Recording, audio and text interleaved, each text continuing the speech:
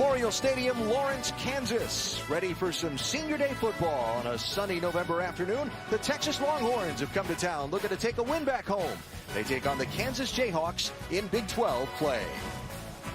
Texas is 5-5 on the season. A win today would make the Longhorns bowl eligible for a 54th time. Kansas is looking to shake free from a long winless streak. They're 0 for the season against FBS opponents. Oklahoma and West Virginia play a big one in the Big 12 tonight on ABC.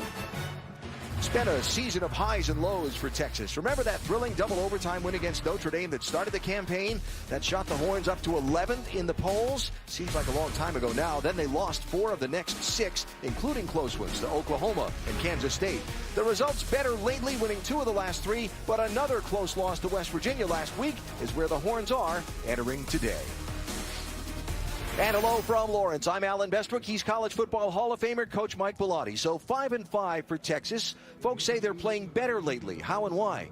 Well, they're playing better on offense because Shane Buechele is a true freshman quarterback. He's getting better every game. But maybe the biggest difference is Charlie Strong has taken over the defense. They're playing with a much more aggressive nature and creating more takeaways, which has helped that defense. Now, Charlie Strong is always a man in the swirl of the conversation. More articles even released just earlier today about is his job in jeopardy. How hot is his seat? Well, it's hot enough to keep him warm on a cold day like today. That wind out there is pretty cool. The reality is he's 5-5, but more important, he's 16-19, so there's no cash or credit in the bank right now. Yeah, well, there are the numbers on Charlie Strong and more on this from field level. Here's Chris Budden. Alan, as you guys said, as the loss is mounted up for Texas, so has the chatter around Charlie Strong's job. I asked him this week how he's approached it with his team. He said he met with them earlier in this season, and he told his guys, don't focus on that. Put that on me, because what that's about, that's bigger than you, and that's bigger than football. I spoke to several players this week, though, and they all said the same thing. I would do anything for this man. He's like a father figure to me. One of those guys was running back D Onta Foreman. I asked him if he felt the pressure to try and save Charlie's job, and he said it's not necessarily the pressure, but if anything I can do out on that field on Saturday will help save his job, I'm going to go out there and do it.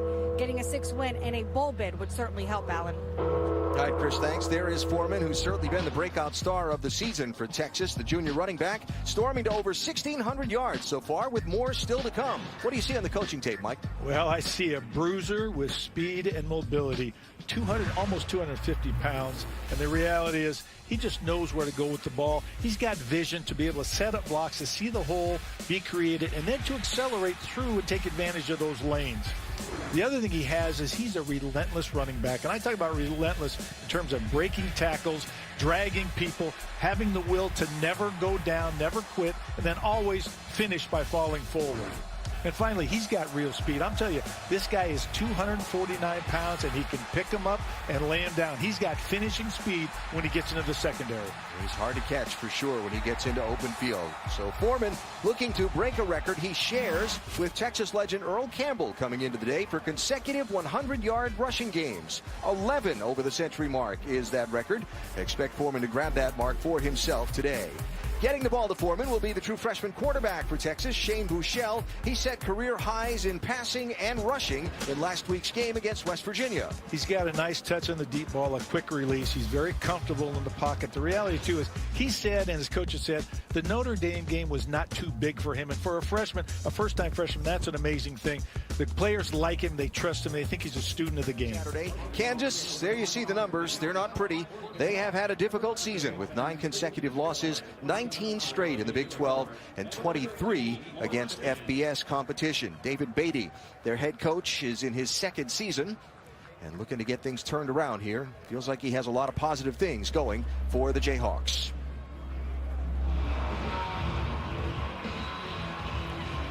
Those of you who just watched Kansas State beat Baylor, welcome to Lawrence, Kansas, where the Jayhawks are hosting the Texas Longhorns in Big 12 play. Alan Bestwick, Coach Mike Bellotti, Chris Budden is at field level. We're just ready for kickoff on a very beautiful afternoon. Wind was blowing hard earlier today. It was chilly this morning, 27 degrees, but it's warmed up nicely as we get ready for play. I'm looking at that calm. I'm not sure it's so calm. I see some wind still blowing, but that's okay. Maybe for today it's a calm day. And a touchback, and the Longhorns will take first possession at the 25-yard line. Their freshman quarterback, Shane Buechele, will lead them onto the field. Last week, career highs in passing and rushing in their game against West Virginia. And a win today would give him the most wins by a freshman quarterback in Longhorn history. And he looks pretty young, but, you know, he acts like a leader. He acts like a veteran in this offense. He's got a quick release. He's a student of the game. He's very comfortable in a spread offense. He knows where to go with the ball. He's already had 9 games where he's thrown for more than 200 yards. Onta Foreman will be the running back next to him. They'll throw on first down quickly out to Ja'Cory Warwick, and he's got a lot of green ahead of him. No flags. Touchdown, Texas. That's the way that you want to start a game. I guess. If you're Texas, you love that. There's going to be a lot of emphasis on stopping Onta Foreman today. Watch them trying to load the box. A lot of one-on-one situations on the outside. Texas just was able to take advantage of it. So 75 yards on the opening play from scrimmage. And Ja'Cory Warwick is into the end zone for his 3rd touchdown of this season. And now the point after try with Trent Domang lined up to kick it for the Longhorns.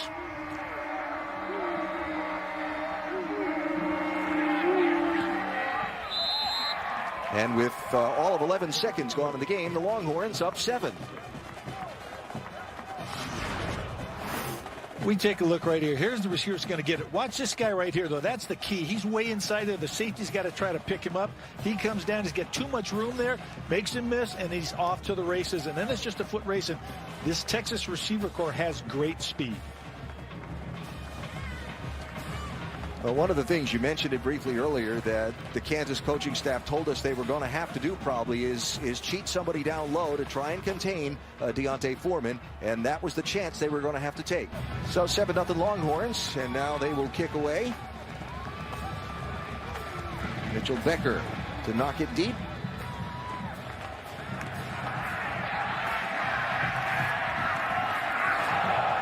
Wrapped up and dropped at the 23-yard line, and that is where the Jayhawk offense will get its first crack. So Kansas now with Carter Stanley, a redshirt freshman, getting his 2nd start. He's played in 6 games earlier this season. Last week got his first start as David Beatty and the Jayhawks have kind of searched for the answer at the quarterback position. And in talking to his teammates, it's an interesting deal. They say he's got poise, but swagger. He's got energy, but he's cool. The reality is he's accurate. He knows where to go with the ball. He's got great anticipation. Not the strongest arm, but he has to be very efficient in this offense.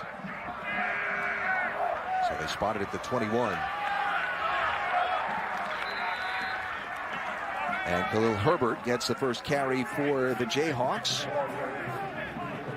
Herbert, the true freshman from Coral Springs, Florida, out of American Heritage High School. That's just his 30th carry of the season. Now he'll give way to the bulk back, if you will, Keon Kinner, who's done a lot of the work. 22 this season for the Jayhawks. Kinner doesn't get much coming near side, and so it'll set up 3rd and long. Anthony Wheeler and Deshaun Elliott in on the stop for the Longhorns. Right now they've challenged the front 7 of Texas without a lot of success. They've got to probably get the ball on the edge, try to find a few seams in that secondary. Kansas only 25% in conference play in converting these 3rd downs. Shovel pass up inside. That's going to be one. Kinner across the 40 out to the 43-yard line before he's knocked down. And a first down for Kansas. They're going to have to do some non-traditional things. They don't match up as well against Texas, especially that front 7. So you look for this draw, screen, shovel pass, those types of things. Now they go with a little tempo. Kinner will not get any room around the near side. That was Malcolm Roach who was there, knocked him down for the Longhorns. A freshman out of Baton Rouge, Louisiana, one of the players that his head coach Charley Strong says has really been playing well. He's a playmaker. He's one of the best pass rushers. And unfortunately, tempo doesn't affect Texas because they see it every day in practice. 4-yard loss on the play. 2nd and 14 at the 38.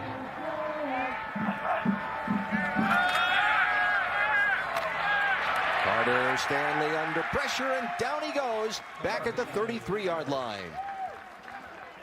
Brecklin Hager and Jeffrey McCullough got there for the Longhorns. And this is pressure. They brought 5 or 6 guys. You can see it. Just take a look here. There's 5. They do a nice little cross stunt, loop him all the way around. Just creates havoc where the quarterback has to step up now in the pocket. And this is the type of thing that these 3rd and long situations, you've got to avoid them. It's very difficult because now the defense can choose to either play coverage or pressure. You got to make the right choice in your call. Got to get across midfield to get a first down. They'll throw short of the line to gain, almost intercepted. That ball just about thrown right into the hands of John Bonney, and it's 4th down for Kansas. We've talked about the increase in takeaways by the Texas defense based on their pressure. That wasn't pressure right there. Yeah. That was dropping 8 into coverage, and the quarterback just panicked just a little bit, thought I had to get it, fit it into much tighter windows when you have 8 men dropping back. So Ja'Cory Warwick goes back to get the Cole Moose punt. Pressure, they hit the kicker. There are no flags.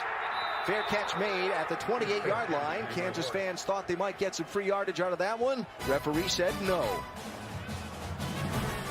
David Beatty giving him an earful.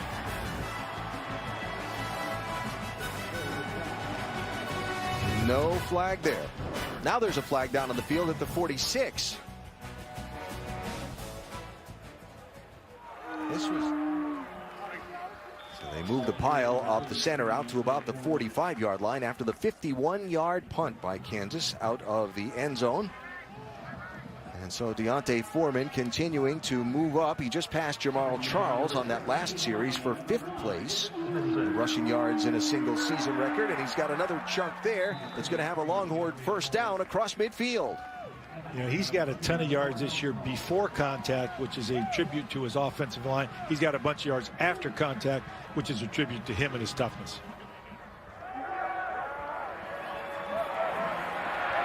Michelle in trouble.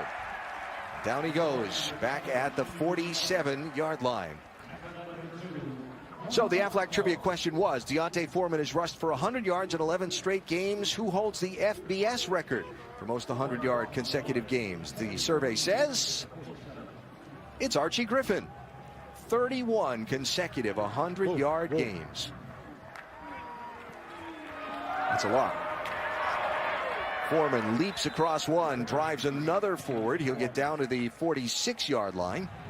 Now, that's what Foreman can do right there, is him jump over one guy and then run over the next. That's the kind of power, but he's nimble at 250 pounds. 3rd down for the Horns. Watch Dorrance Armstrong here, number 2, best pass rusher in the conference.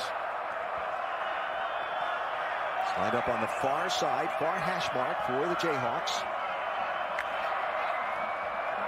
They hand it off. And not much doing. In on the stop was Keith Lonecker and the Isaac Davis for Kansas, and the kick team comes on for Texas. It's an interesting call by Texas. That's either respect for the pass defense of Kansas or believing that they could move the pile enough to pick up 7 yards. I'm surprised a little bit by that call. Congratulations to Kansas, doing a great job on 3rd downs today. So last time Michael Dixon pinned the Jayhawks back deep up against their own goal line. See what he can do this time, unless it's an alternate play, but it's not. Caught and down at the 6-yard line. And again, the kicking game making a bit of a difference for Texas. Carter Stanley throws on 1st down. Has Shaquem Barbell for a nice gain before he's knocked down by Timothy Cole. Be out very close to 1st down yardage. They're about 1 short. If you're the underdog, you want to throw on 1st down. You don't want to throw when everybody expects you to. Trouble's handling the snap. He'll have to go with that one himself and get dropped back at the 15-yard line. Oftentimes, young quarterbacks in the shotgun have their eyes going down the field or to a read, and they don't focus on the football. They should have to catch that first. Make sure you catch the ball, then get your eyes to the read point. So clock running at 15 seconds to go in this 1st quarter, and I believe they're going to let that one run out and take this 3rd and 1 to start the 2nd. So Texas scored on the first play from scrimmage, a 75-yard touchdown pass, and we've been scoreless since. 7-0 Texas over Kansas. As we head to the 2nd, we're back after this from your ABC station. statue of the inventor of basketball, Dr. James Naismith, here on the University of Kansas campus as we come back to start the second quarter with Texas leading Kansas 7-0. They've got Dr. Naismith's original rules of basketball and a beautiful display inside Allen Fieldhouse that we got a chance to look at yesterday. And so now the Jayhawks, after giving up a 75-yard touchdown play on the first play from scrimmage, have held the Longhorns scoreless since. They have a 3rd and 1 at their own 15. Keon Kinner is going to fight for it, and they'll move the chains, and the Jayhawks have a first down. He did a lot of that on his own. That was sort of a lateral play, which is a little scary on a short yardage play, but he did a nice job of turning north and south at the end to get the first down yardage. And bringing them all in tight like that. Kansas doesn't have the size necessarily up front that Texas does, so bringing them all in tight like that to power through, that was a big play and a gutty call. Big risk, big reward. So Carter Stanley and the Jayhawk offense now at their 17-yard line. He'll throw quickly to the far side for very little gain to Laquiviante Gonzalez. Covered nicely by Dylan Haynes for the Longhorns, and it's 2nd down. These are a lot tighter windows to throw into than he's had in practice. In practice, you're going against a scout team. Things are a little bit more open. This is a real deal, and he's going to be tested today with the speed of the Longhorn defense. Longhorns have been so good at creating turnovers with their defense. So far today, they've not been able to do that. That's a very nice game for Keon Kinner, and it's close. It'll be about 2 yards to go for the first down with 3rd coming up. David Beatty waving signals in frantically for the Jayhawks. Nice call. Had a blitz coming, ran the ball right up the middle, got it. 3rd and 2 now. Ball came out, and it's incomplete. That was in the neighborhood of Shaquem Barbell, but he couldn't hang on to it. Yeah, that was the RPO again. He liked what he saw outside. Just a little bit too much mustard on that ball, a little bit too far away from the receiver. Thought he had it for a count, but not enough to secure it and count it as a catch. Coach Beatty talked about, very few plays making the difference in a football game. They had a 3rd and short there. The offense couldn't stay on the field. So now Cole Moose will punt this one away. Shakuri Warwick will catch this one at his own 28. Gets away from the first one. Flag comes in. It's going to come back. There's a block on the back on the far side of the field, and the Longhorns will give up some penalty yardage here.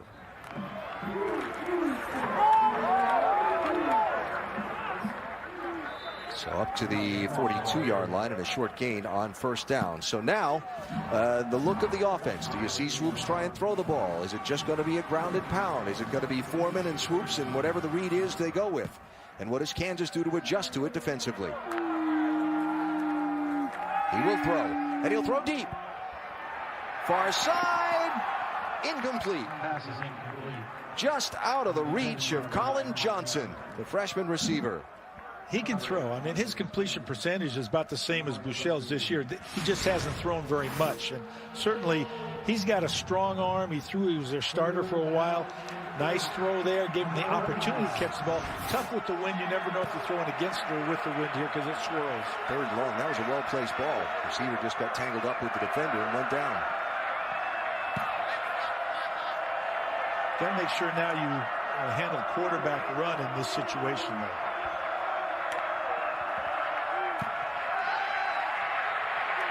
Ball's out. Kansas has got it.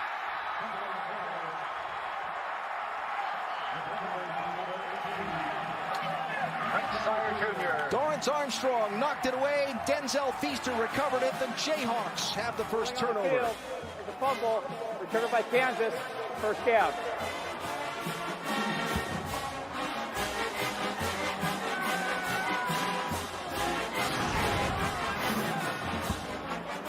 Okay, let's take a look. There's somebody over there, over here, coming in from this side of the field. Take a look. He loops back inside, right there, knocks the ball out. And this is the way you take care of a mobile quarterback, as you strip him with the ball in the backfield. Pulled the ball down, tried to make something happen, but there was Dorrance Armstrong, the sophomore from Houston, who said he looked forward to playing Texas to show them that they missed out on a good player. Batted in the air, intercept. No, he dropped it. He dropped it. Edwin Freeman had the ball in his hands, and he dropped it.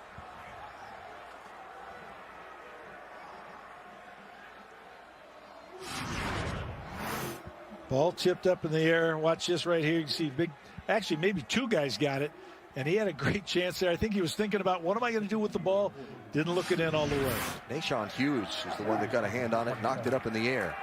So again, Kansas gets a reprieve on this drive, and the ball down to the 25. Chris? Shane Buechele is now out of the locker room throwing on the sidelines. They just told me that it was a neck injury, but he is available to go back in. All right, so good news there for Longhorn fans after a scary moment when Buechele got hit hard trying to run for a first down. Khalil Herbert is in as the tailback for the Jayhawks as they face this 3rd down and 3.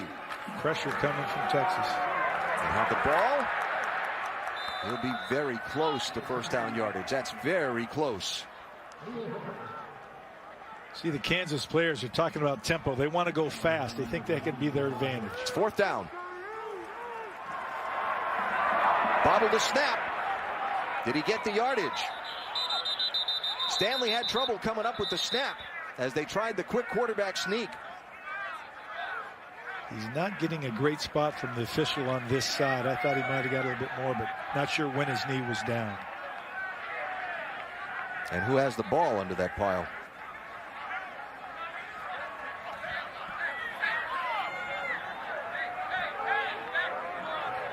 Texas ball.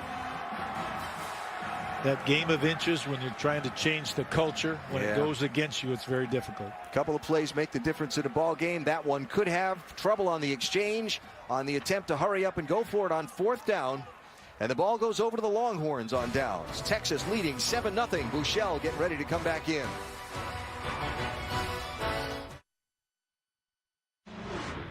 Two series ago for the Texas offense, quarterback Shane Buechele wrapped hard as he tried to run and get a first down, went out of the game, went to the Texas locker room, was examined by the medical staff, has come back to the sideline, and now is coming back onto the field as the Longhorns lead 7-0. That one touchdown, a 75-yard touchdown pass on the first play from scrimmage in the ball game after the opening kick.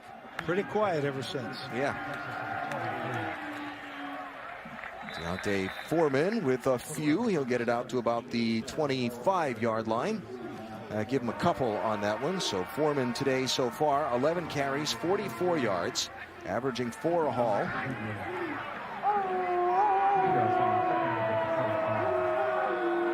Kansas defense doing a nice job of managing the receivers on the outside and adding to the box on the inside.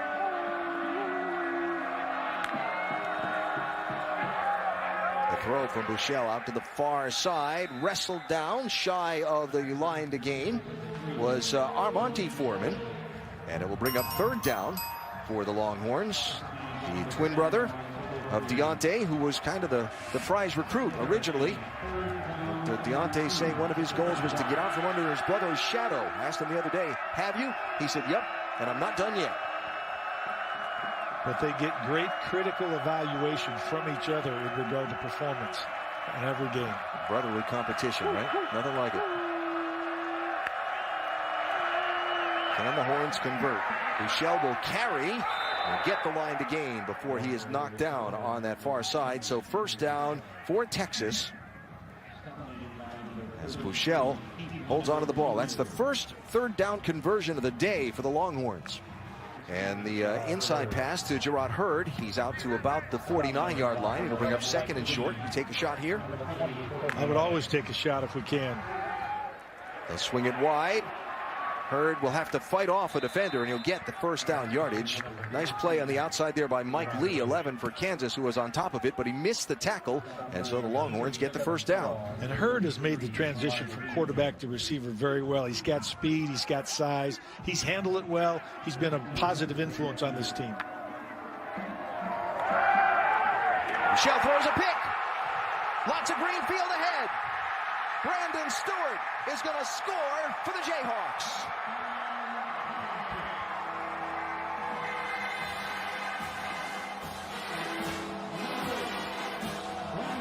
A third consecutive turnover for the Texas offense. Brandon Stewart got quick feet, great hips, and he can run 4.37. So with the ball in his hands, very few people are going to catch him.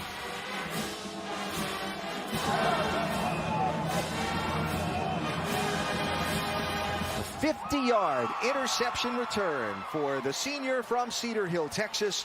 And now the point after try kick will come from Matthew Wyman. And our ball game is tied with 5 minutes to go in this second quarter.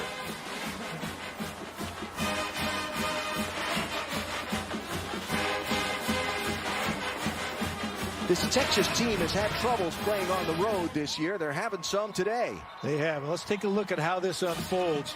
This is not a great throw. They're playing inside there.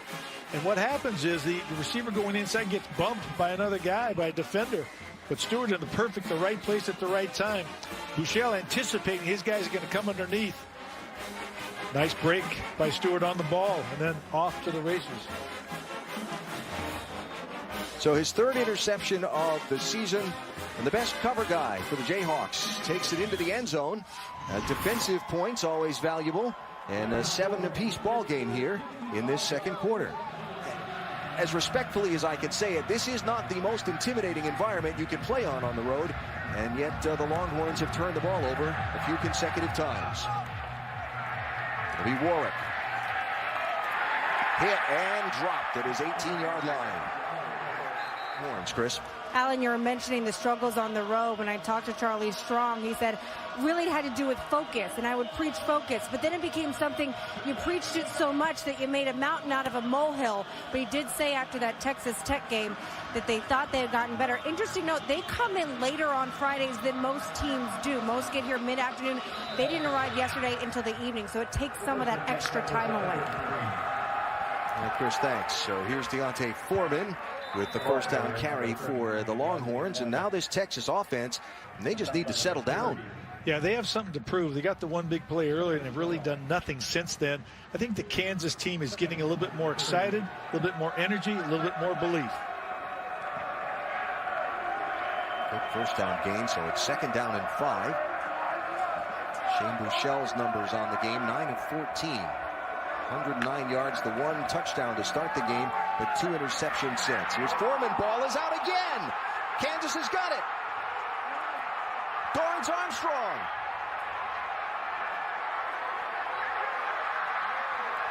The big sophomore from Houston has the ball at the Texas 43-yard line. Another turnover for the Longhorns. I was just about to say that if it were me, I would put the ball in Onta Foreman's hands because he's the thing you can trust. However, as we watch this play in the middle, they might have heard me, but this didn't finish the way it needed to be. Here he is, that ball comes out. Came out of his hand. He didn't even touch that. I mean, nobody touched that. That is very poor ball security. I think he knocks it. Oh, no, there's a hand that came out. Okay. Came out. Yeah. That's the third consecutive game, Mike, that Foreman has fumbled, and they've lost the fumble. Kevin Rosser, I think, hit that in there. So, yeah, the reality is right now, the turnovers, I mean, oh my gosh, Texas is saying what's happening to us, but Kansas has to take advantage of this opportunity. And his brother Armandi either trying to give him a pep talk or saying, hey, what's going on here? Let's go. We need you. So, another turnover. Kansas with the ball in plus territory. Carter Stanley's going to go for it with a long outside pass, and it's caught by Steven Sims, and he's out of bounds at the 12-yard line. Pressure was the response from Texas. Looked to me as if they were in a zone blitz type thing, but nice job of finding Steven Sims down the field, and a perfect throw by Carter Stanley. His best throw of the day. Who said quarterbacks don't get excited? 33 yards on that one. He'll throw for the end zone over the top of Sims, who looked like he had trouble getting away from the defender at the line of scrimmage. They got to take some shots. They're still not sure their offense can work every down, play in, play out against this Texas defense. They've got to take shots and take opportunities. They want to come away with points here.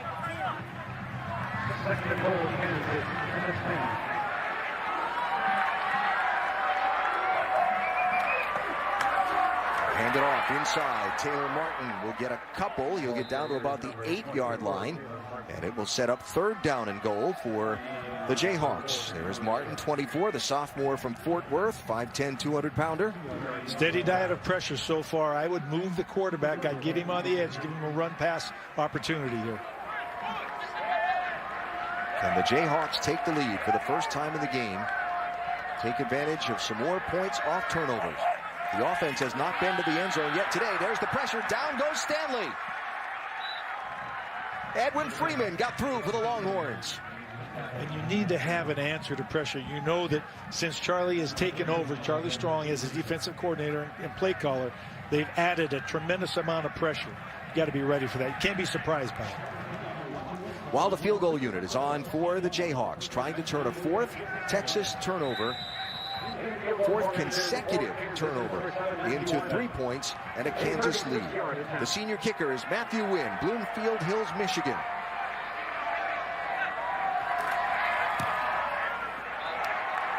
And he is good. And the Jayhawks take the lead for the first time in this game.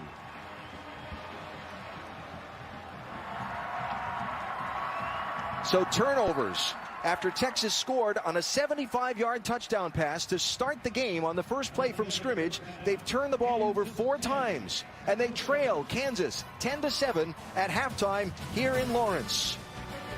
We'll have more on all the action going on around college football from the studio after these messages and a word from our ABC station. On Senior Day in Lawrence, the homestanding Kansas Jayhawks lead the Texas Longhorns by a field goal as we get ready to start the second half. A look at our first half stats brought to you by Garmin, and the real big number are the turnovers and points off turnovers. Texas turning the ball over 4 times and Kansas scoring all 10 of their points off of those turnovers. The Longhorns have been so good at generating turnovers, and they haven't done it yet in this ballgame. Alan Bestwick, College Football Hall of Famer, Coach Mike Bellotti. So for Texas, really, turning the ball over, there aren't many games you can turn it over 4 times and still have a chance to win. They've got a chance. They're still in this ball game. They have a history of not winning, though, when they're behind at halftime. Conversely, Kansas has been ahead going into the 4th quarter, has not been able to finish games. They have to believe that they're 14 points down. Talking to their players yesterday, they said, we have to learn how to close out games, how to finish games. Here's a great opportunity against a really good football program. It has been a long time since Kansas has beaten an FBS opponent. Their lone victory this season came over FCS, Rhode Island.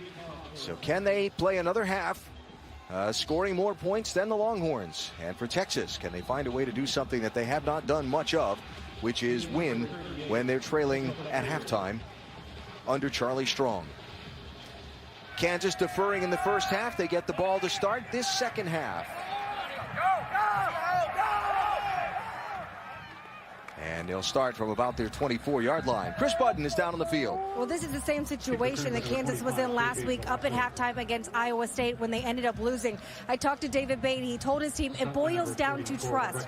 All 11 guys have to trust the scheme, because what happens is only if 10 guys don't buy in, the ball always finds that one guy who doesn't trust. One other thing, look out for fatigue. The coaches told us yesterday. Number 41, 5 yards out at the end of the run. The coaches told us yesterday it's been some of the problem with the 4th quarter is that they just don't have the same numbers. They have some more guys out today, so watch for fatigue. Depth issues and so on, belief. But right now the Jayhawks come out of the locker room with belief. The 5 yards on the Texas offside on the kickoff moves it out to the 32-yard line, and Carter Stanley will hand off to Keon Kinner to start the second half for the Jayhawk offense. Though the Jayhawk offense has not generated a lot of offense, one of the things you have to guard against as a coach is playing like you're ahead. If the players want to play like they're behind, you have to call plays as if you're behind. Take some chances. Be willing to air the ball out. For Carter Stanley, the stats on the young redshirt freshman quarterback: 9 of 20, 90 yards, no touchdowns, but no interceptions. The throw here, incomplete. Intended for LaQuiviante Gonzalez, and a lot of pressure was coming, dressed in white. Yeah, and it looked as if, there was a miscommunication between quarterback and receiver. Receiver expected the ball one place, quarterback threw it another, probably a result of the pressure in his face. So a 3rd down here for the the Jayhawks to try and keep their offense on the field to start this third quarter. They need the 42. Stanley throws. It's in the air. It's intercepted. Texas gets its first turnover of the game to start this third quarter. Edwin Freeman comes up with the ball. And Texas has been living by the blitz. On that, they chose to fake it, drop into coverage, dropped 8 in coverage. Carter Stanley trying to fit in a very tight window there, got the ball tipped and intercepted. So for Stanley, the 4th interception that he's thrown this season. Take a look. Nice job in the zone, reading the route, see him break on the ball, get the tip, and then that's just the thing you practice every day as a defense, tip drill in that secondary. There's John Bonney who made the hit, and then Freeman came up with the interception. Remember, Freeman had one bounce off his hands earlier in the first half. And as we've talked about, interceptions, turnovers are great. They're better when you can capitalize and score points. So here comes Shane Buechele to start the second half. He has D'Onta Foreman in behind him, and he'll throw on first down, near side. This is Devin Duvernay, and he'll be inside the 30, down to about the 27-yard line. Duvernay, the guy that they've got to get a little room to because he is so fast. If he breaks open, nobody's going to catch him. Horns go with tempo. Foreman's got the ball, looking for the edge, and he's got it. Oh, just grabbed by the shoe tops, and a maybe touchdown-saving tackle by Fitz Schmitzman for Kansas. And he can get the edge. That guy, like I said, he can pick him up and lay him down. It's the first time he's got to the outside with any opportunity. Gain of 8. 2nd and 2. Foreman again with the ball. First down. 2 hands wrapped around that ball as he fell to the ground at the 14. I think 2 things. They're going to look for D'Onta Foreman to reinvent himself right here. No fumbles. They're going to put the ball in his hands. He's going to carry it in because they trust him. They believe in him, and it's going to be an opportunity for this Texas team to take the lead and also reestablish his confidence. Correct myself, the 16-yard line for the Horns. First down. Foreman again into the pile. Nicely stood up on the inside by 96 Daniel Wise, the defensive tackle for the Jayhawks, and a short gain. You know, the issue today, too, with the center being out, Shackelford being out, Rodriguez playing there, McMillan being out, Vahi, they're not getting the same type of push they've had all season long. They've had a mismatch of groupings in that offensive line that's been a factor. So after the substitution hold, Texas has Andrew Beck, 47, into the game in a tight end position, lined up on that left wing. Foreman will have the ball. He'll have a lot of room around the right. Hit and knocked down by Mike Lee, and he'll be dropped at the 7-yard line, very close to a first down. And notice the defensive backs for Kansas are hitting him low, which is a great idea because he's 250 pounds. You got to cut his legs out from under him. You cannot try to take him up high. Foreman again will push to the 5-yard line, and that'll give the Longhorns a 1st and goal from just inside the 5. So D'Onta Foreman, after fumbling in the first half and being just distraught over on the far bench, getting the load of the carries here to start this second quarter after the Longhorns create the turnover. And they look to see if they can punch it into the end zone and go back into the lead. Kansas is packing the box here. Foreman's going to run into it anyway, and he'll get down to about the 2-yard line before he's stacked up and knocked down. This gets a little interesting down here, this type of call. Charley Strong waving, go, tempo, tempo.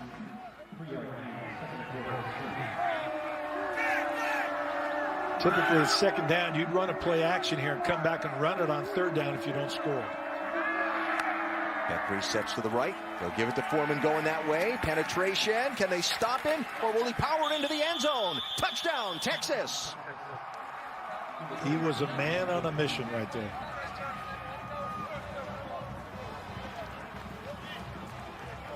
D'Onta Foreman goes into the end zone for his 14th rushing touchdown of the season. One of the best Jayhawks defenders got a hold of him right there. Dorrance Armstrong, too, but he couldn't bring him down. Oh, it's close. I'll tell you what, it looks like he breaks the plane, though, but his elbow is down. Watch the left elbow, though. Did that hit before the right elbow got into the end zone? That's what I'm saying. The left elbow is down. Oh, no. It's where the ball is. No, I'm going to just say to you, if you watch again, his forearm, his wrist was on the ground, but the elbow was up. And now the point after try will come from Trent Domang. to try and make it a 4-point lead for Texas.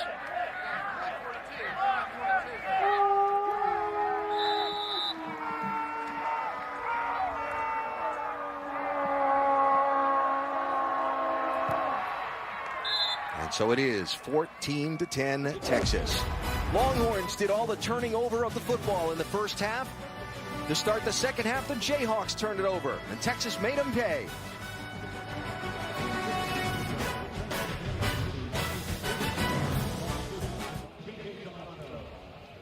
The leading running back in the nation in terms of yards per game had a tough first half. He's gotten his second half off to a solid start and helped the Texas Longhorns back into the lead over the Kansas Jayhawks, 14-10.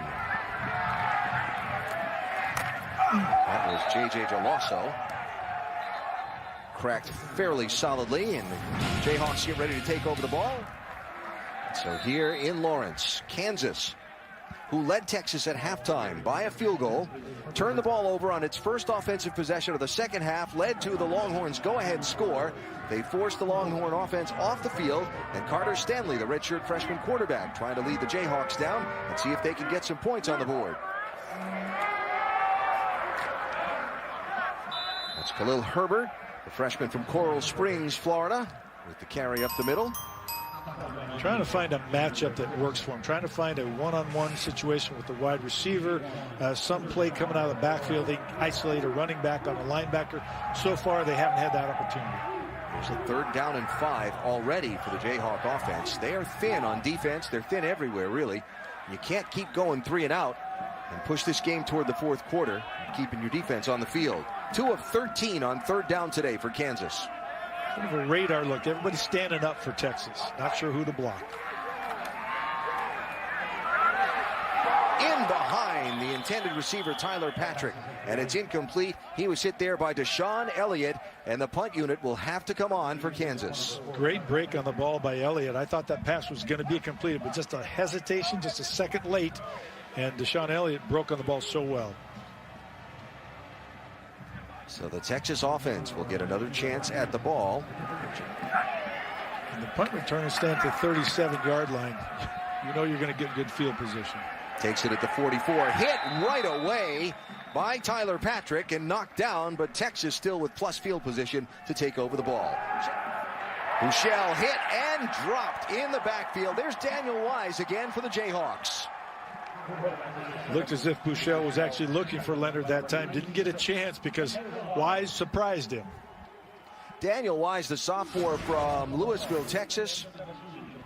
Watch him inside there. He does a great job. He just really an over-under move. Just push-pull on his guy on him. And a great move, great finish. And again, a couple of players out for Texas on the offensive line today. Center and left guard different than they were a week ago. There's Foreman again, grinding it up to about the 36-yard line. And it'll be 3rd and long, about 3rd and 11 now for the Longhorns. And you hope to get a little bit more there, but they were pretty conservative with the running play there. Got to find a way to get 11 yards here.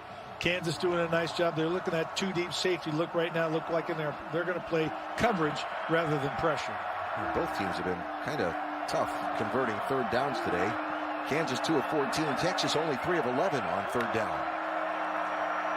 They'll hand it off. And nice, perhaps first down saving tackle. Mike Lee, the freshman from New Orleans, got a hold of Foreman's shoes and brought him down, and it's 4th down. I'll tell you what, he was the last line of defense. Had he broken that tackle, he was gone all the way. Be a little outside of field goal range here, so it looks like they might leave the offense on there and go for it. They've done the quarterback pooch punt before too, but this will be interesting to see. Would be a 49-yarder if they tried to kick the field goal. Maybe they got a play they like. They got him in the pistol, so I think it's going to be a play. Michelle to throw. Going for it on the outside. Trying to adjust and come back for the ball was Colin Johnson, and a flag comes in. And I think that's going to be pass interference. I don't think the DB played the ball at all. There was contact there before the ball arrived. Pass interference, number 10. Defense. 15-yard penalty, automatic, 1st down. Watch the end of this play. Here it is right here. There's contact. There's the push. No playing of the football. Pretty easy call. The field judge couldn't see it there. He was blocked off, but pretty good view for the official on the other side. Yeah, that's a good call.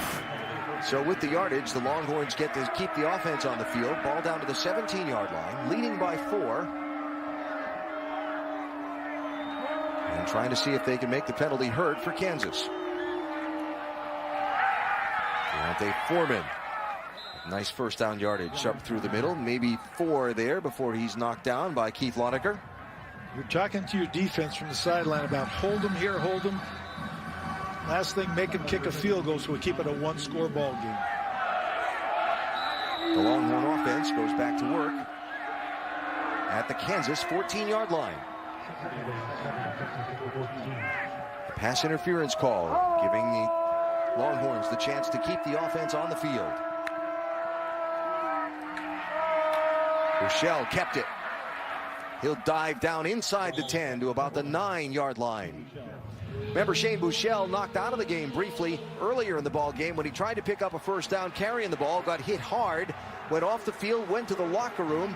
While he was away, Tyrone Swoops fumbled. He came back. He's come back into the game. They had their turnover problems, but now they've got a chance to try and extend the lead here with a 3rd down and 2. And I'm glad to see he's still comfortable carrying the football.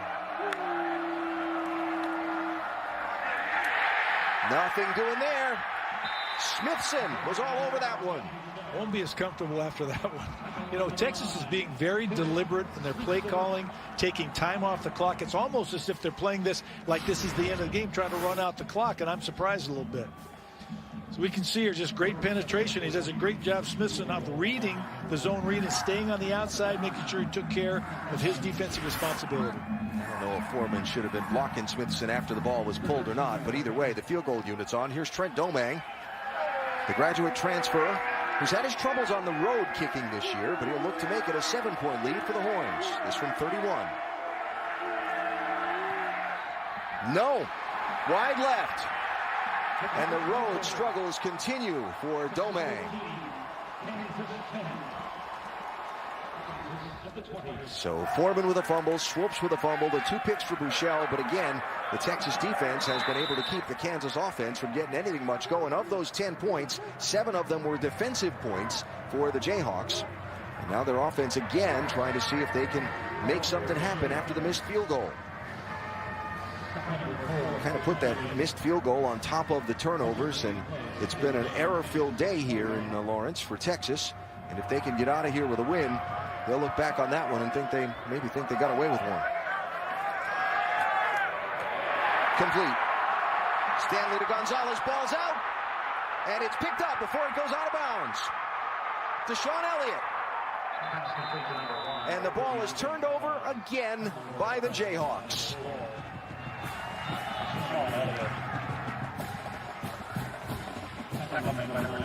Just not a pretty game so far for either team. Too many turnovers.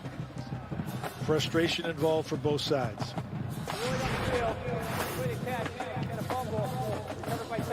You see a clear catch and run afterwards. Great job of coming from behind, punching the ball out. It was McCulloch that came back and got the swat on the ball. And Deshaun Elliott chasing it down, returning the ball. Puts Texas in very good field position again. Laquiviante Gonzalez, remember, had a punt bounce off his face mask that rolled out of bounds before the Longhorns could get a hold of it. But this time, they do turn the ball over. And so the second turnover by the Jayhawks gives the Texas offense a chance to run back onto the field. And again, in plus field position at the Kansas 46. Buechele hands off to Foreman. He'll push his way forward to the 40-yard line. And he just passed Earl Campbell for 4th place on the all-time single-season rushing yardage record board for the Longhorns. I would force the issue. Just continue to give Foreman the ball. They can't stop him. He's going to get 4 yards minimum every time. That was Ja'Cory Warwick who had the catch there. As we look at Onta Foreman, seen earlier in the game, if you weren't with us, after he fumbled the ball, sitting on the bench, his brother talking to him, teammates talking to him, had a towel over his head.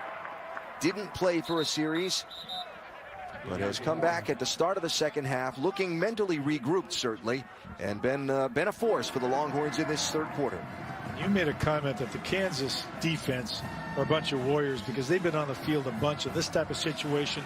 Turnovers put them right back on the field. They have depth issues to begin with. It's going to be very difficult for them to finish out this game with that existing crew that they have. It's kind of one of the problems they ran into last week against Iowa State, as they ran out of gas in the fourth quarter. Well, we head to the fourth quarter now on Senior Day in Lawrence with the Jayhawks trying to pull the upset, but that third quarter belonged to D Onta Foreman and the Longhorns. They lead 14-10, and we're back after this message and a word from your ABC station.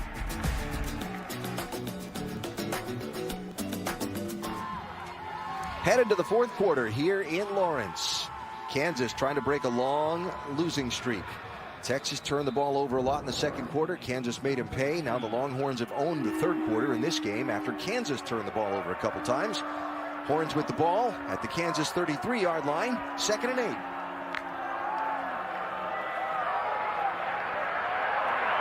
Bring Hurd around, and he'll be down to about the, make it the 24, 27-yard line, and it'll set up third down and short for Texas. This is a play where you got to be careful about the shot. See what coverage you got, because third, 2 or 3 is an either or down. And hand it off to Foreman. He gets hit in the hole, but falls forward. Is it enough? I don't think so. They marked him short, pretty well short if the spot on this side holds. About a yard short. So 4th down and 1. Texas lines up quickly. Give it to him again. He'll have the first down and more. Falling forward down to about the 16-yard line, D Onta Foreman, who was a force for the Longhorns in that third quarter. Those situations, if you make it through the first wave, there's typically nobody back there because you're loading the line of scrimmage. He's got it again. Getting a block on the outside.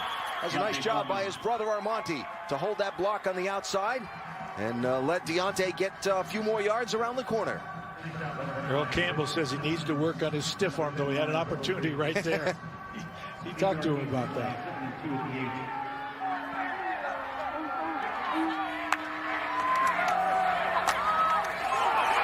Got the end zone ahead, reaching for it, lost the ball. They're going to mark him down at about the 1-yard line.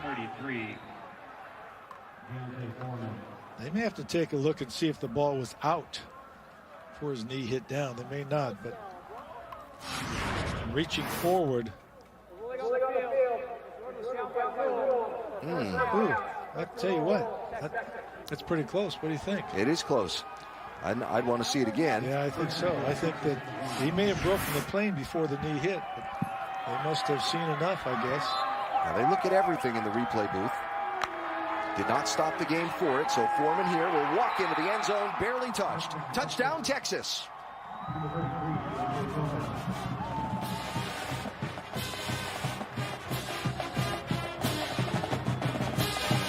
Well, we talked about Kansas, or Texas making turnovers in the first half, and you don't often win a game when you make turnovers. The second half, it's been the Jayhawks that have made the turnovers, and the Longhorns are making them pay.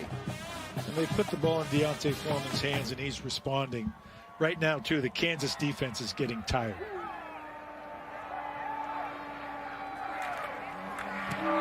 Domang's point after try is good. The nation's leading rusher by yards per game is into the end zone for another Texas touchdown. Kansas legend, NFL Hall of Famer Gale Sayers, his helmet in the Hall of Fame that sits over next to Allen Fieldhouse. David Beatty, in his second year as the Jayhawk head coach, believes his team has made progress from last year to this year as they throw incomplete on first down. He talked very passionately about what his team's been able to do, and somewhat frustratingly over the fact that it doesn't really show well in terms of wins and losses. He's a positive coach and wants to make a difference in his players' lives, and he has a plan on how to become successful at this university. He's been here before. He knows how it can do it. He just had to get his players over that hump. They thought they were there last week against Iowa State, a team they matched up with very well. They didn't get that net, hurt them particularly hard, players and coaches. Stanley going to tuck it, run with a lot of real estate. And take on the defender instead of falling down or sliding. But he's out to the 40-yard line and a first down.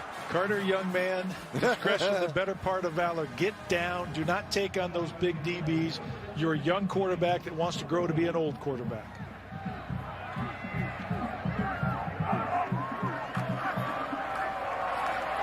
And handed to Khalil Herbert. And for the first time in this second half, the Jayhawks will get into Longhorn territory. Chris? Well, you're talking about how to measure success when it doesn't show up in the win column. And yesterday we met with Clint Bowen.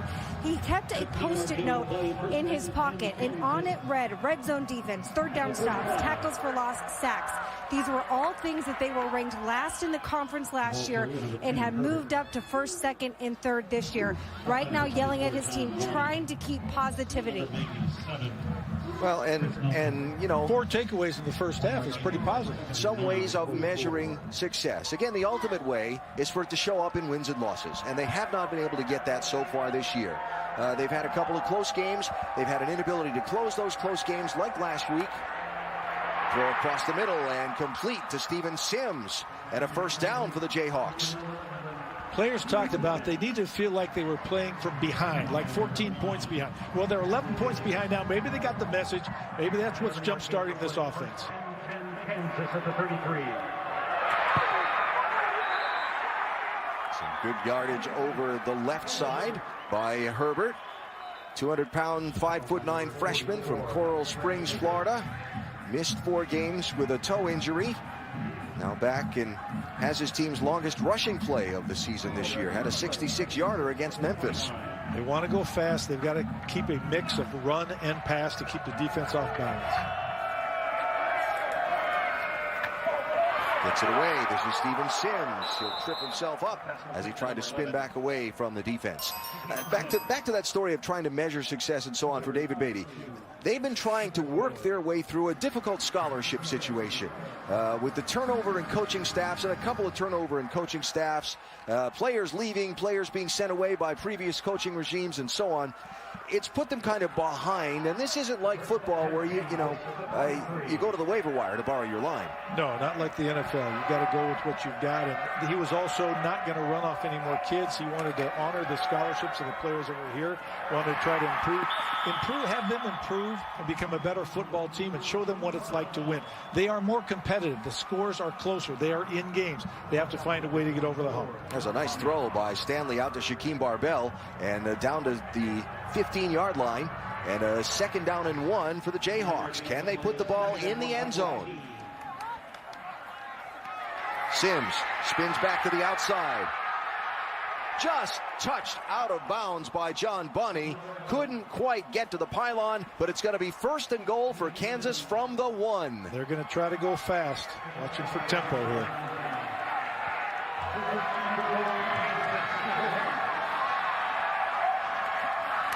Herbert has the touchdown for the Jayhawks.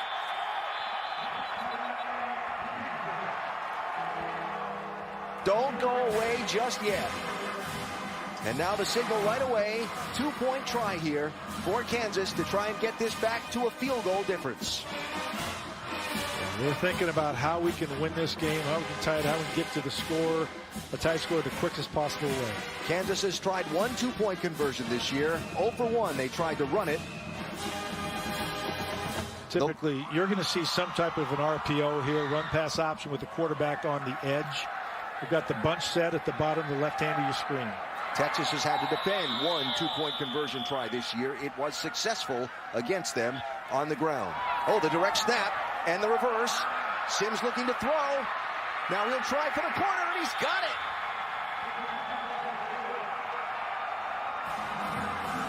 Razzle-dazzle, 2-point conversion. He had the option to pass, but both receivers were covered. He couldn't throw back across. He said, I've got this one. I'll take it. I'll make it with my speed. How about that? Steven Sims, the sophomore from Houston. Coming back over the top. He's trying to throw it, and he's just too fast and too quick for the defense. Recognized he had the edge, decided to go in. Watch the quarterback's trying to get out on the outside. Stanley right there. He doesn't like that throw. Isn't sure he can make it, but he does know I can make it in with my speed. Quarterback's going to take some ribbon in the film room about that route, if that was a pass route. If that was a route, yeah. But the 2-point try makes it a 3-point ball game. Remember those 4 takeaways in the first half. Matthew Wyman's kick. And Warwick. Out to the 24-yard line. So here's Shane Buechele. There are his numbers on the day. And here's Onta Foreman. And now if you're Texas, fourth quarter, 7.5 to go. This is where you want to hand the ball off right and chew up some time. I give it to the bruiser in the backfield. Just let Onta run this clock out, run the ball. Block to him up front, give him a start, but he can break tackles. Like I said, that's the way. Just keep the ball. And keep the sticks moving as he gets the first down there for the Longhorns on his 40th carry of this ball game. David Beatty talking to his offense on the sideline. They have another opportunity in a close game in the fourth quarter. Can the defense get off the field? And can the offense find a way to win the ball game? Meanwhile, Shane Buechele and the Longhorns riding the back of Onta Foreman have the ball 1st and 10 at their own 34-yard line with the clock running down towards 7 minutes to go in the ball game.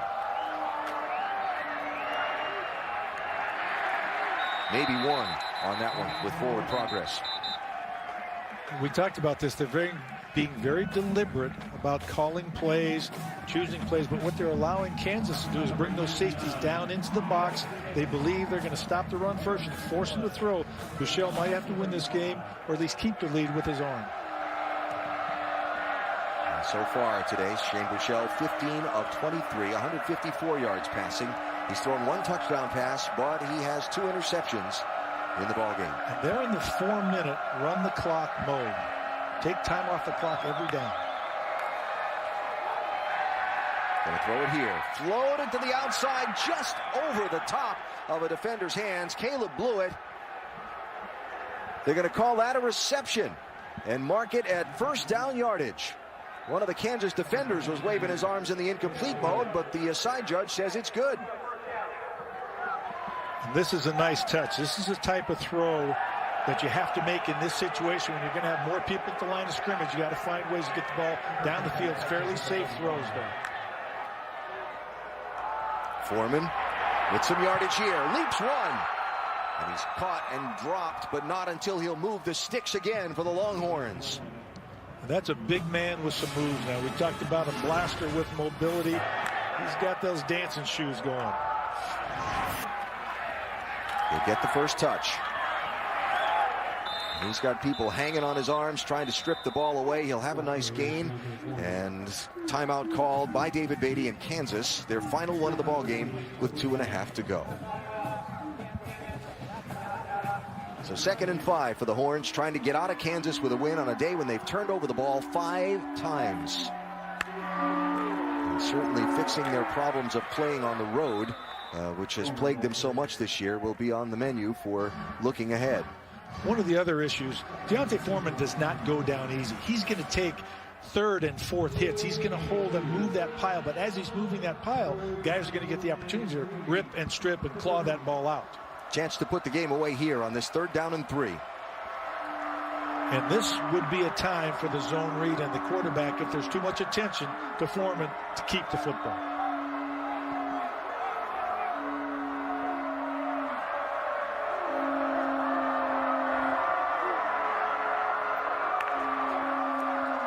There's Foreman, knocked down in the backfield.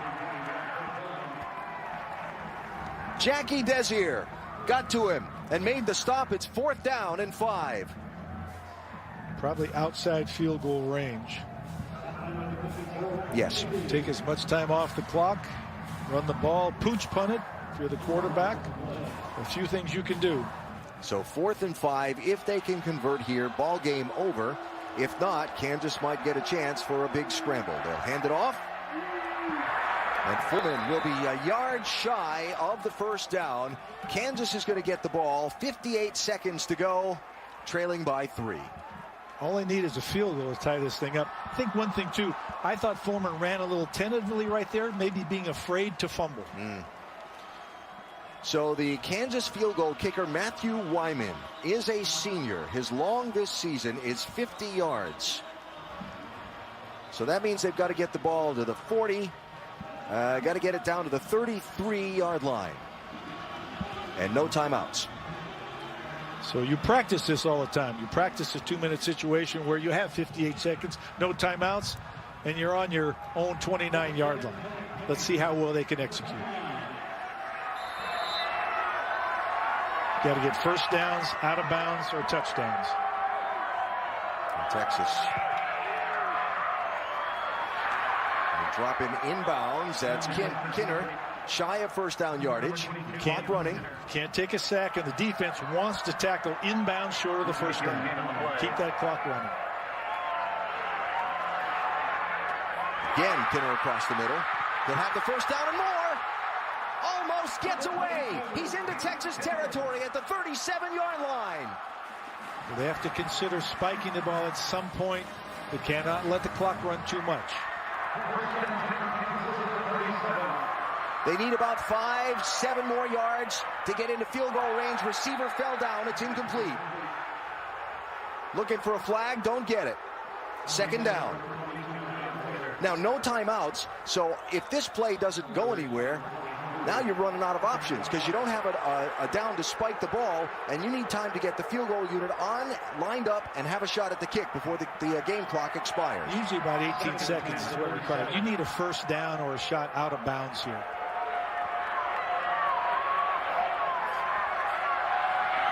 Under pressure. Throws it to the sides. Got a receiver. He falls down in bounds. That's Kinner. Clock running. Flag is out. Did they get a roughing the passer afterwards? Personal foul. Roughing the passer with targeting. Number 23. Defense. 15-yard penalty. The previous play is under further review. So Jeffrey McCulloch, and because it's targeting, they'll review it. Okay, let's take a look. This is huge right here. Ball's gone right there. Hard to tell, although it's not going to change. It's not going to change the call in terms of the penalty. The ball's gone. He's going to get the unnecessary. But by the head motion, back, I would say it's probably going to get. Well, here's a good look. Yeah, that's. Oh, he put his head down. Yeah. Did he lead with the crown of the helmet there? Well, the crown of the helmet looks like it's contacting right under the chin, which is illegal. That is above the shoulder area, so I think that's going to be upheld. The key, as you talked about, is you've got 19 seconds left at this point. They may adjust the clock. I don't know. After review, the ruling on the field for targeting is confirmed. Number 23 has been disqualified. So McCulloch is out of the game, and he'll miss the first half of the Longhorns' next week game against TCU because of the disqualification. Now the ball is at the 19-yard line. The Kansas offense is on the field, 19 seconds, no timeouts, and a first down.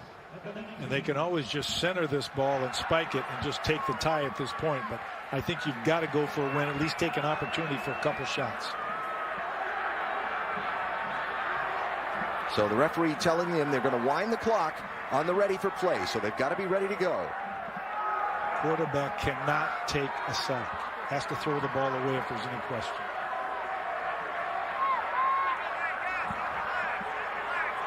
Scott Campbell making sure everybody knows what's going on here. Campbell, the referee.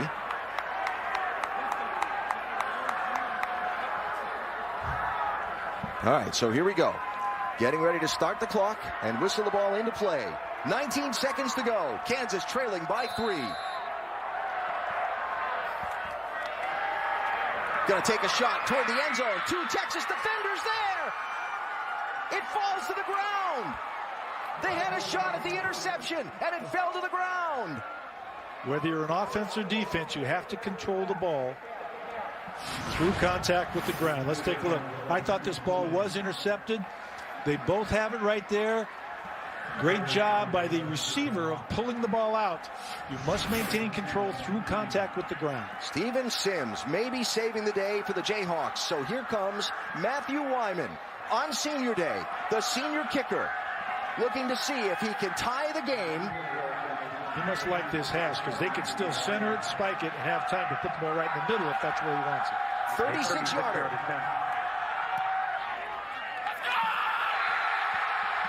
And this ball game is tied.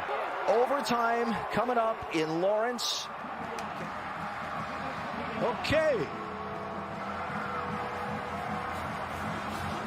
Some of those fans that went home earlier stringing back into the stadium. Can Texas steal a win and get away after turning the ball over 5 times? Or can Kansas break the long dry spell and get a win on Senior Day? We find out when overtime begins, tied at 21.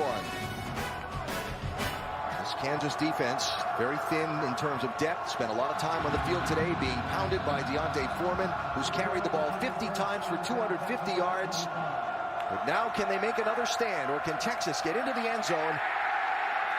Not going to get much on that play. Foreman continuing to fight, but his forward progress stopped with no gain. With the number of turnovers on both sides, I will guarantee you both coaches have told their guys ball security is the most important aspect of this overtime period. 23 consecutive losses to FBS opponents for the Jayhawks. Kansas is packing the box, bringing the safeties down. Would be surprised to see some type of a play action pass, especially one-on-one to the top of the field. Michelle to throw. Under pressure. Gets away. Gets it off. Intercepted! It's intercepted!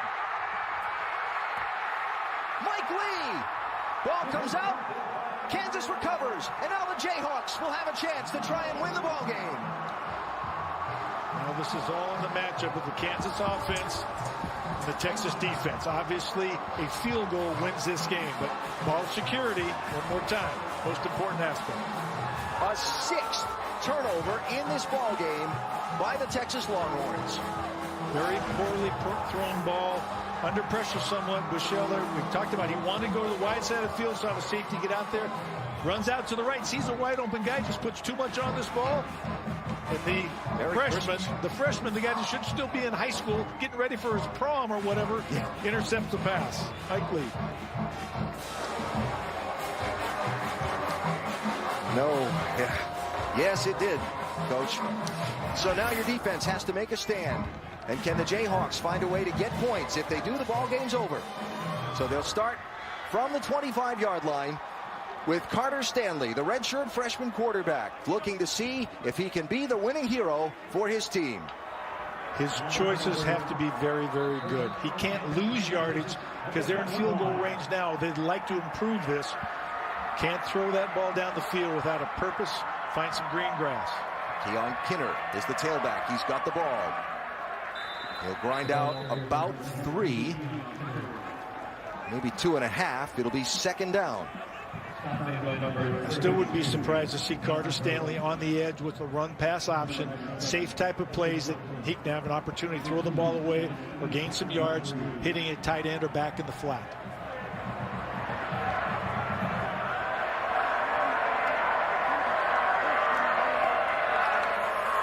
Kenner again, hit in the backfield, gets away from one, falls forward. He'll be shy of 1st down yardage. It'll be 3rd down and 3 for the Jayhawks. They're about as good a field goal position as you could want. Already, yes. Remember, the field goal that tied the ball game was a 36-yarder. This one would be just a little bit longer than that if they get nothing on this play. Texas showing pressure, bringing everybody. Kinner, 1st down. Down to the 6-yard line. Kinner, a senior from Little Elm, Texas, would like to score a touchdown right here, I'll tell you. 25 seniors on this Jayhawk team who've gone through a lot. Coaching turnover, winless spells. Will on senior night, they get to ride off with a victory. 1st and goal from the 6-yard line.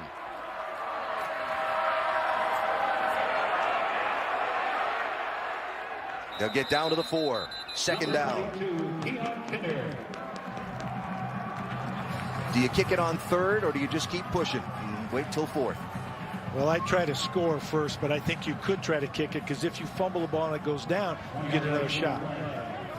I don't see a lot of energy from the Texas team right now. I think in some ways they already resigned themselves to what's going to happen in this game. They need more energy. There's still a lot of things that could happen.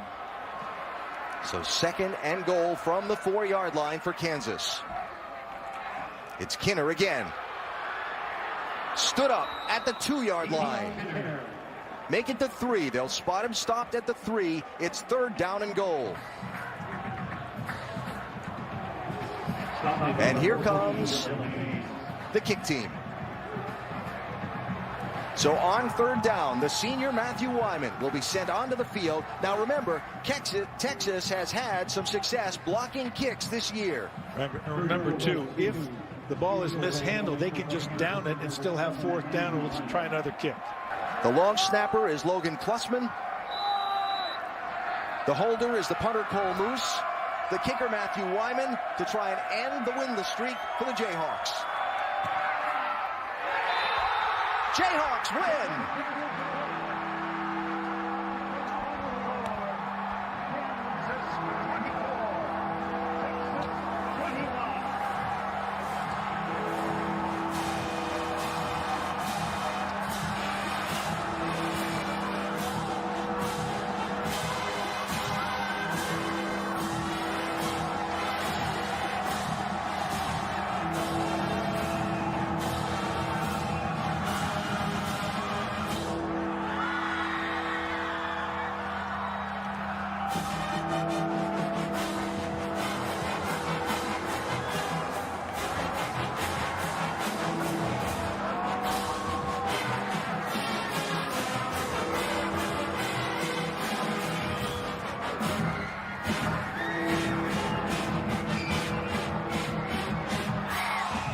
They may not have had the biggest crowd today, but they may have the happiest as these fans celebrate with their team at midfield on senior day. The dry spell is over. Kansas has won. How do you celebrate your first FBS victory in 2 years? Somewhere in the middle of that celebration is Chris and Coach Beatty. Coach, it took a while to get to you with all these fans down here. What does this moment mean to you right now? Man, how about y'all fans? We got some great fans here. Hey, I'm so happy for our kids. They're resilient, tough, and I hope they'll enjoy it. I really do. And I'm so happy for our fans. It's a great win. Rock Tide! Coach, can you describe the emotion that you're feeling right now? Man, just so grateful. So happy for our kids. They've been through so much. We got the best kids ever, and I love them. We got great fans, great support. Our fans are great. We love all of you, man. You're outnumbered. You have a quarterback who was 48 in his second start. What did it take to win this one? Well, I think the thing that he's got is he got some moxie about him now. And that team, they really draw to him. He did some tremendous things to go down there in that last drive with no timeouts like that. I looked up, and I think there was 58 seconds left. And, man, I don't think anybody knew that we were going to do it but us. And man, I'm just so happy for these kids. I want our fans to be happy as hell on Monday morning at their water cooler. I asked what it meant to you emotionally, but to see these seniors walk out with one more win here in Lawrence, what does it mean to see the emotion on their faces? Man, these seniors are the best, man. This one right here, he got a long career after this, man. We got so many great ones, and, man, there was a group of them last year that came through here, and I told them I'd never let them be forgotten. And we won't. It's just one, so we got to move on. We got a great challenge next week, but I love these seniors, man. They're great kids. Man, and I love being a Jayhawk. Thank you, Coach. Here in Kansas, though, a senior class that has gone through so much. The coaching changes, the losing, the disappointment. And look at that scene.